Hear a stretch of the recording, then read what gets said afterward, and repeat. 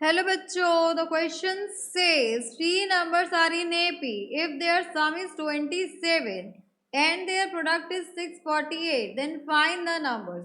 So यहाँ पे question ये कह रहा है कि तीन नंबर्स AP में है, उनका सम 27 है, प्रोडक्ट 648 है. इन दैट केस हमें वो नंबर्स फाइंड आउट करने हैं. तो यहाँ पर इस क्वेश्चन को सॉल्व करने के लिए हम की कंसेप्ट यूज करेंगे, that is the numbers are in AP if the difference between consecutive terms is equal or we can say that constant.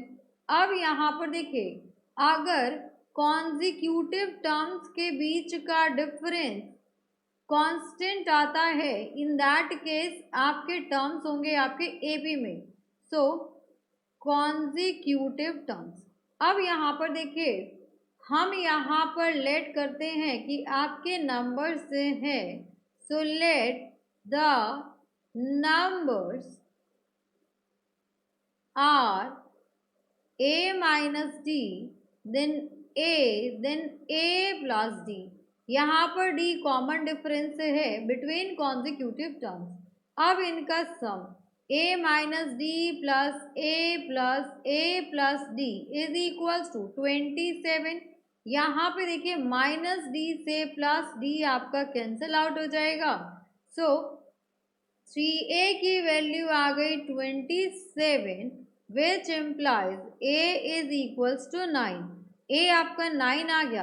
Now इन नंबर्स का प्रोडक्ट, तो a minus D into a plus D की value है 648. तो यहाँ से a square minus D square will be equals to 648 upon a is your 9, so 9 का square will be 81 minus d square is equals to 648 upon 9.